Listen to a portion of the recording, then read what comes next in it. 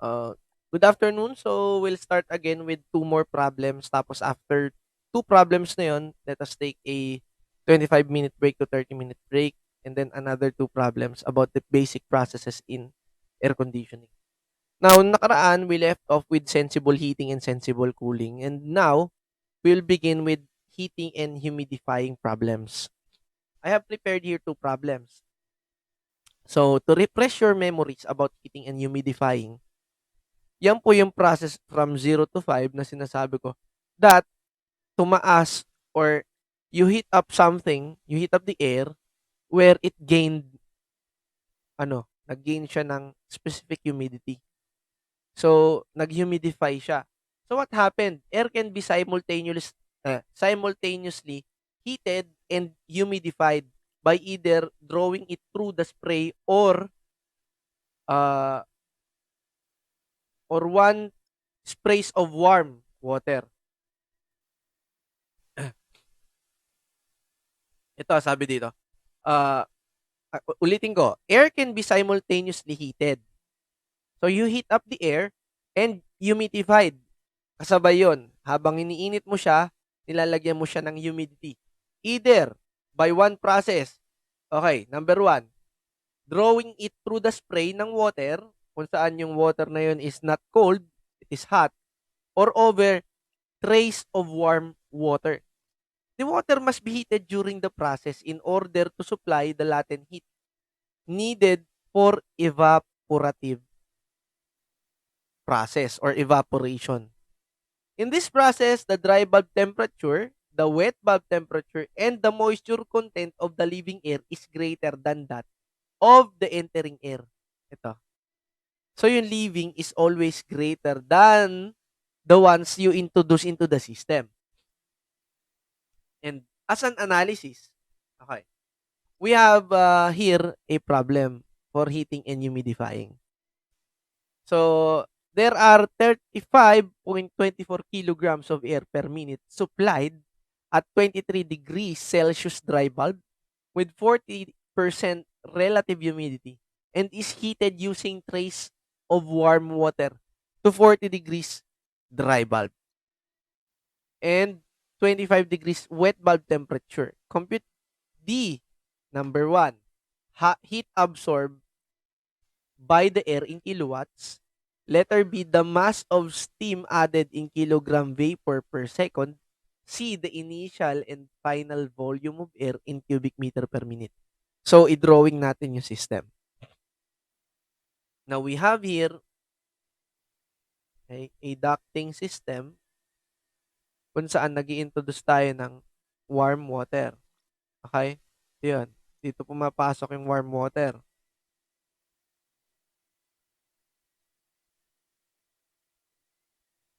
Warm H2O supply. Ito yung ducting natin. This is point 1. This is point 2. Now, in your point 1, you introduce a volume of air, which is ito yung volume ng air, mass of air.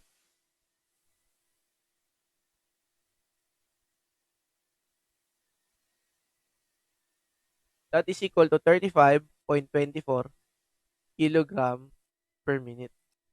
At conditions, temperature dry bulb, 1. That is 23 degrees Celsius. Cold air supply pa yan. And then, ang RH niya, 43%. And after passing through this tray of water, a warm supply of water, at point 2, it came out as 40 degrees dry bulb. And then, yung wet bulb as 25 degrees Celsius. Now, what we'll do? What we'll do with that? So, we compute the number 1, the heat absorbed. Number 2, the mass of steam added in kilogram vapor per second. So, tignan natin siya. And C, initial and final volume of air. So, anong gagawin muna natin dyan? We refer to the values coming from steam tables. Ito yung first technique. Ito yung nire-recommend natin. 'Di ba tinuro ko naman sa inyo yung mga formula kapag given yung 2 point, makukuha nyo yung RH, makakuha nyo yung RH, makukuha nyo yung specific humidity, yung W, yung V, yung enthalpy, yung wet bulb, PSAT, 'di ba, sa steam tables. Ito yung first part. But in order for us to make it more possible and convenient ang calculation, we use yung anong app? Itong app na 'to, yung psychrometric app.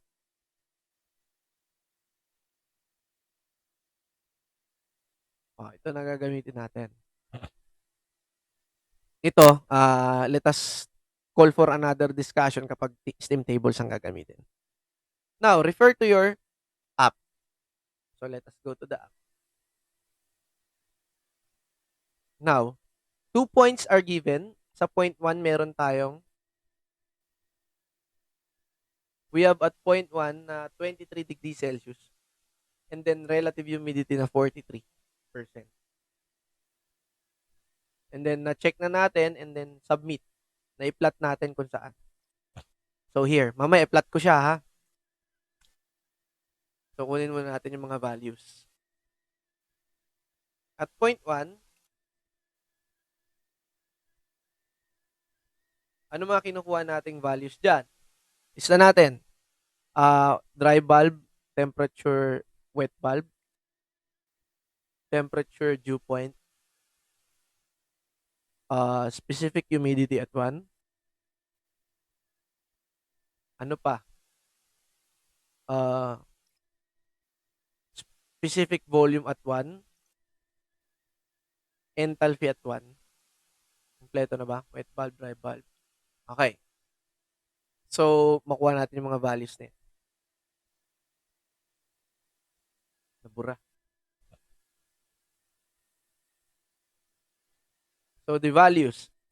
Ang nakuha natin, dry bulb, wet bulb, 15.138. 15.138. 15.138 degrees Celsius. Dew point, hanapin natin. Uy, mamali-mali siya. Hindi pwede. The dew point temperature is 9.763. Kung steam table, medyo close yung value. 763 degrees Celsius. Specific humidity or humidity ratio. Ewan ko ano nangyayari dito. Humidity ratio is 0.007538. Di-divide nyo parati 1,000. 0.00758 kilogram per kilogram. Yan. Yung specific volume. Specific volume. 0.849.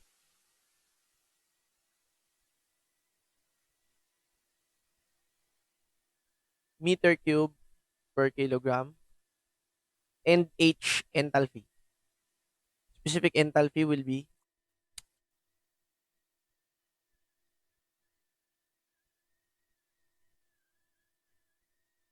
yun, 42.3. 42.3 kilojoule per kilogram.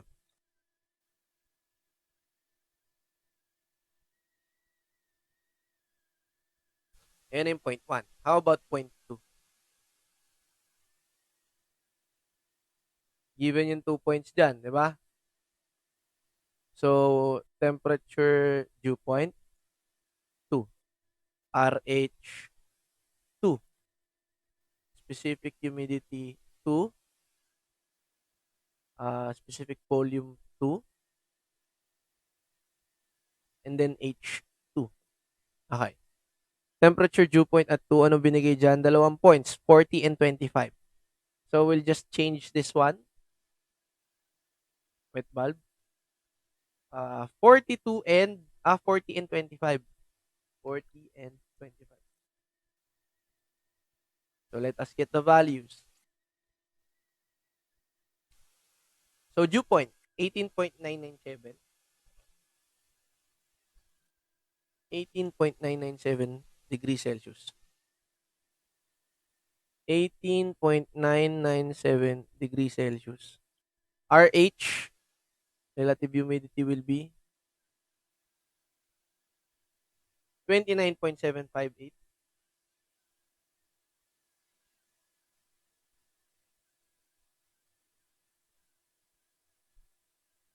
Specific humidity. Specific humidity or humidity ratio. 0. Divide mo ng 1,000 to. 0.013842. 0.013842 kilogram vapor per kilogram air. Recall nga natin, mamaya pare-recall ko sa inyo. Yung specific volume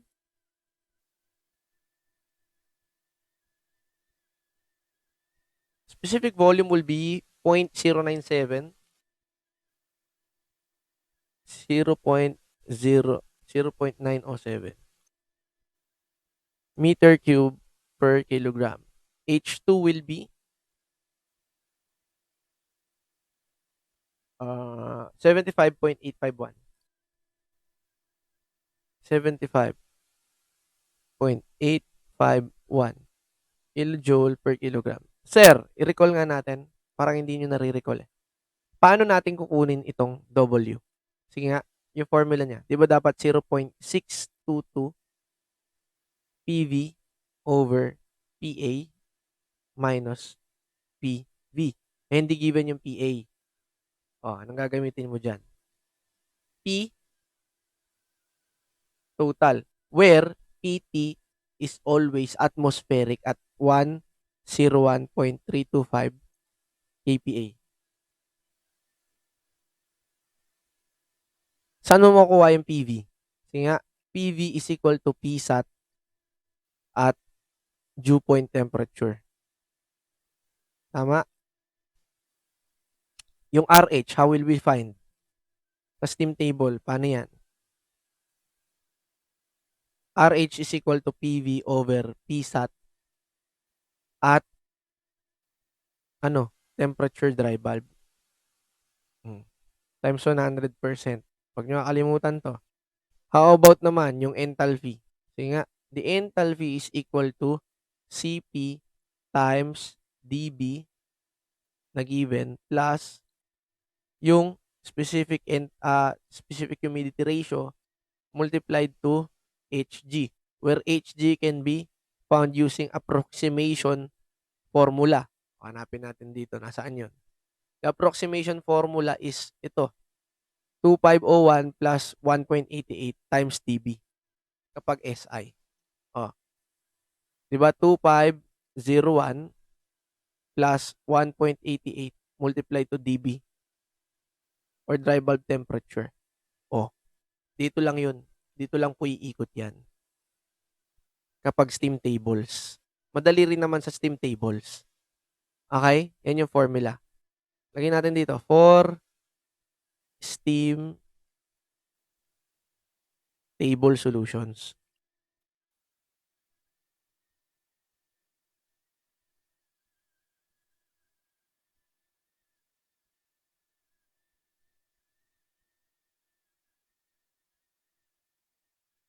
Ayan, nakita na natin. Lagi nating ginagawa. Una, by material balance.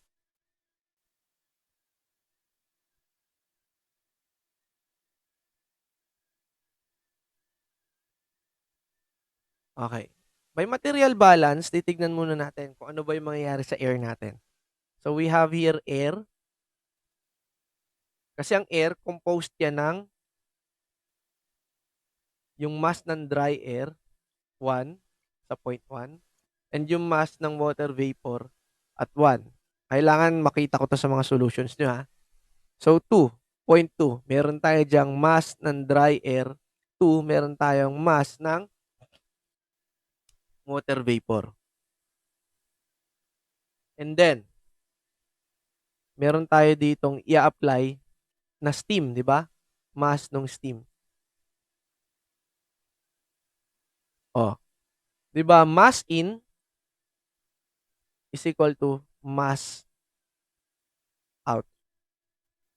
Ito yung ating analysis sa materials. Okay? Solid materials 'yan or the liquid materials or fluid materials kung ano man nandun.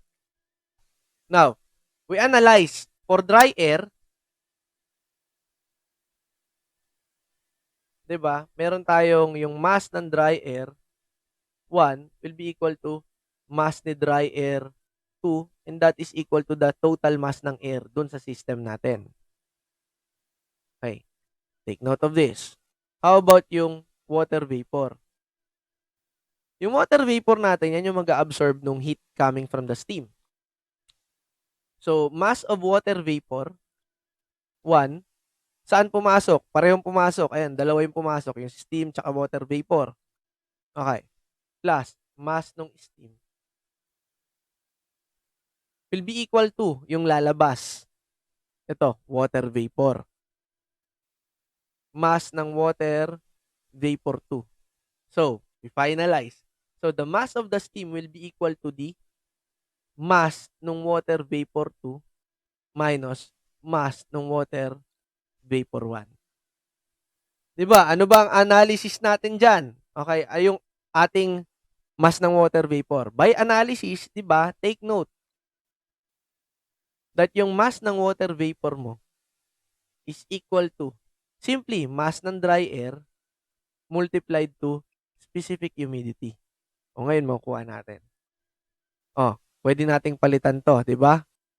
Oh, palitan muna natin. So, yung MS natin will be equal to mass ng dry air multiplied to SH at 2 minus SH at 1.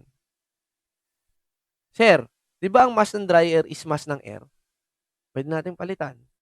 Oh, that will be equal to mass ni air multiplied to SH1 minus SH2. SH1 pala 'to, SH2 yun nandito sa gilid.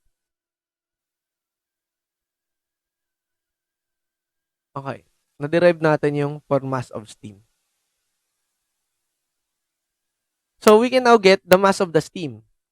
Mass of steam will be equal to yung mass ng air mo, that is 35.24 kilograms air over minute, per minute, multiplied to yung SH2 tsaka SH1.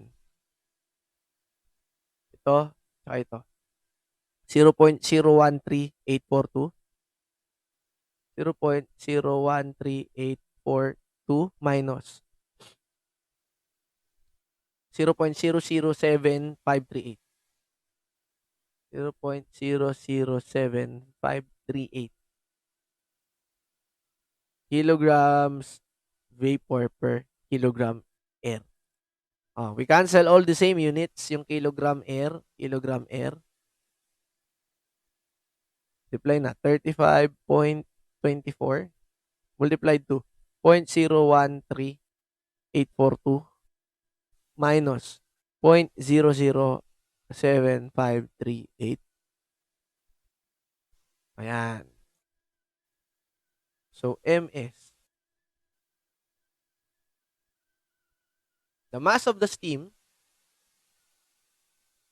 kaya lang gusto dito naka-kilogram per second. So, minute, 1 minute, 60 seconds. Divide na lang natin to ng 60. The answer is 0.0037025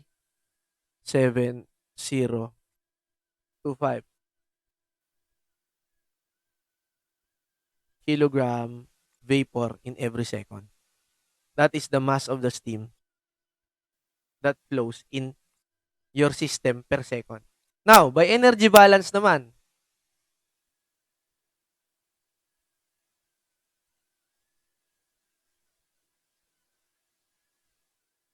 I want to see this in your in your quizzes. Nag-energy balance kayo. We take note na yung energy in will be equal to energy out.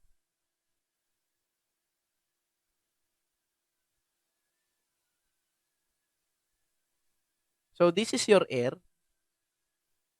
'Di ba, yung steam mo, nag-input ka diyan ng Q. Kaya kasama nung steam mo yon, yung mass of steam multiplied to the H nung steam. Okay? That is Q. And then, papasok dito yung air mo. May mass ka ng air dyan at point 1. And then, meron kang H1. Tapos, lalabas siya na mass ng air at 2 and then H2. Now, by energy balancing, yung mass ni air at 1 multiplied to H1, yung pumasok na Q, nag-introduce ka rin yung sa mass ng steam times H nung steam equal to yung mass ng air at H2. Pansinin nyo, okay? Itong part na to, okay, will be Q. Heat din yan eh. Okay? Mapapansin nyo, this is QS.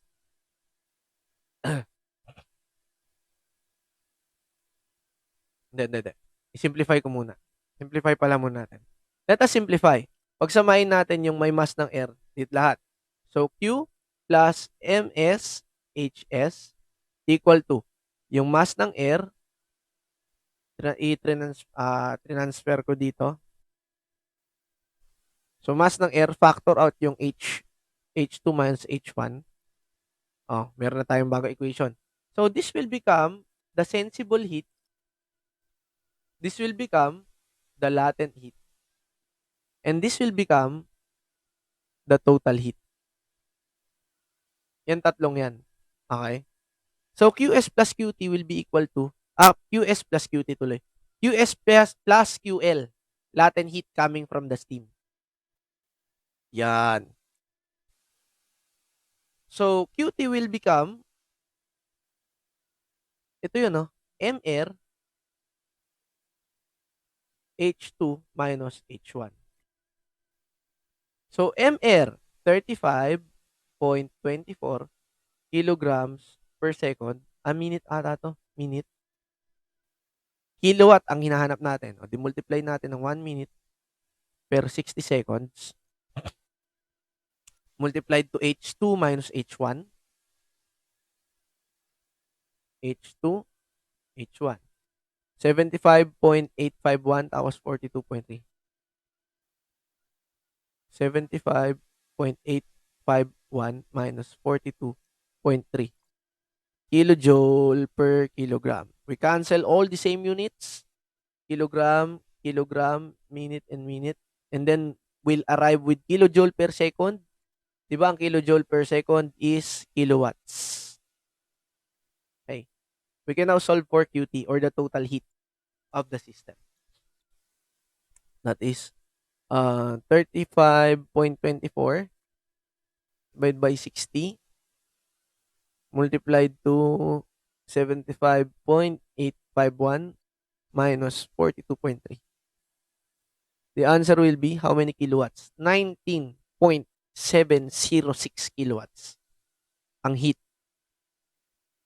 dun sa system natin. So, 19.706 kilowatts. Solve na natin. Meron ka bang hinihingi dyan?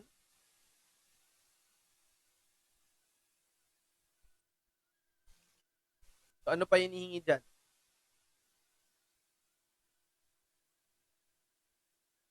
QT. The final volumes naman. Pwede rin naman nating himay-himayin. Okay? Himay-himayin natin. Diba? Take note.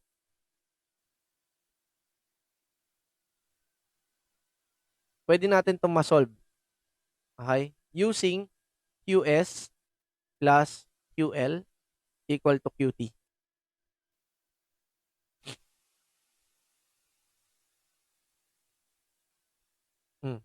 Ano yun? Ano ibig mo sabihin? Sir, di ba ang QS is equal to M ng air, CP ng air, delta T. Oh, Ito yung formula sa QS mo, di ba? Diniscuss ko yung nakaraan. Sir, yung latent heat.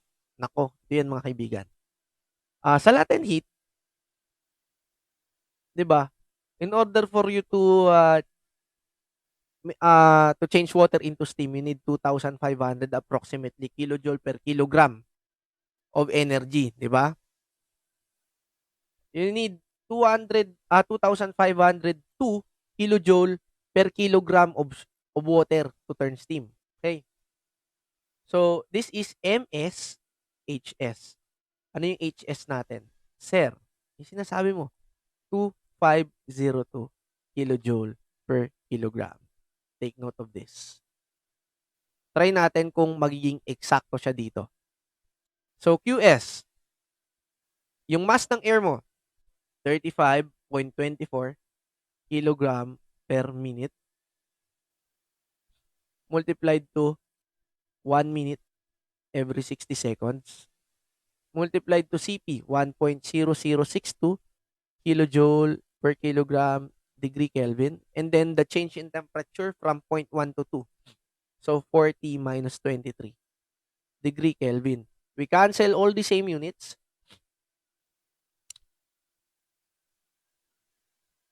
Kilogram, kilogram, Kelvin, Kelvin, minute, minute. Ang natira is seconds and kilojoule. So, kilojoule per second, that is kilowatts. 35.24 divided by 60 times 1.0062 times 40 minus 23. That is 10.04. US is 10.0466 kilowatts. US pa lang yan, ha? How about QL? So, QL is MS, mass ng steam, na-solve natin kanina. 0.003, balikan natin. 7025 kilogram per second. Vapor to, multiplied to 2502 kilojoule per kilogram. Now, cancel all the same units again. Ang lumabas is kilojoule per second. That is kilowatts na. So, let us multiply 0.0037025 times 2502. The answer is 9.2637 kilowatts. Now, tignan nga natin kung mag-equal sila. So, QS plus QL is equal to QT. 10.0466 plus 9.2637 kilowatt. That will be equal to QT. And that is 10.0466 plus 9.2637. The answer is 19.31. So, ang lapit lang. Tama yung answer natin. 19.3103 kilowatts. Therefore, equal. Check. So, ilan ang difference niyan? Minus natin, okay? Minus. Yung nakuha nating sagot dito. 19.706.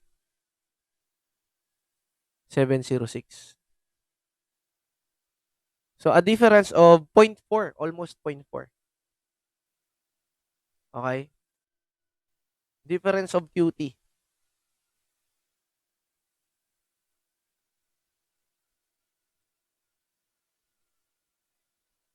Is 0.3957 kilowatts. Yun yung naging difference dun sa sagot natin using yung enthalpies, and then yung sagot natin using yung individual calculation ng latent heat and then sensible heat. Okay? So now we can solve for the values of volume of air sa inlet. So that is mass of air at 1 times specific volume at 1. So 35.24 kilogram per minute multiplied to yung nakuha natin na sa 1. That is ito, 0.849. 0.849 meter cube per kilogram. Okay. Yung isa, ilista ko muna bago computein. Volume of air, 1. Ito ay volume of air, 2. That is yung mass ng air. Tapos, multiplied to specific volume at 2. 35.24 kilogram per minute. Multiplied to.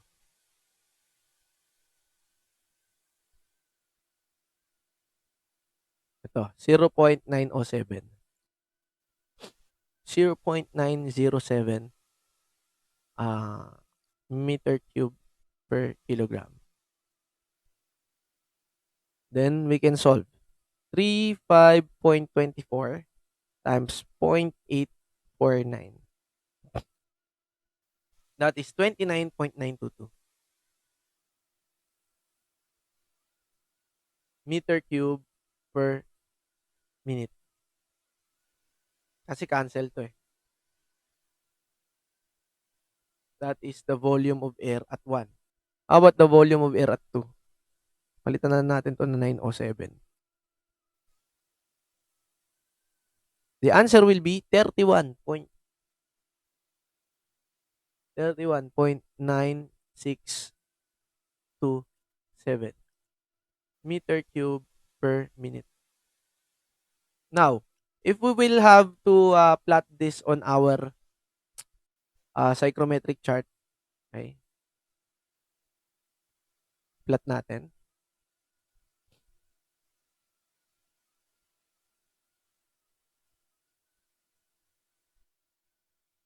So, before plotting, pumasok siya dito sa point 1 as ang dry bulb niya is 20 degrees. Okay? And then, lumabas siya as 20 ba? Tama ba ako? I think this is 23. Tama. 23 tapos 40. 40 degrees dry bulb. Burahin ko lang. 23. Okay? Umakyat siya dito sa process na to. Iba yung SH. Iba yung SH. W1, W2. Tapos, 40 degrees Celsius. Tapos, yung wet bulb niya, slanting lines. Okay? Magkakaibang wet bulb. So, this is the process nung heating and humidifying. This is for the entire calculation. And let us take a 10-minute break. And after this, another problem. Okay?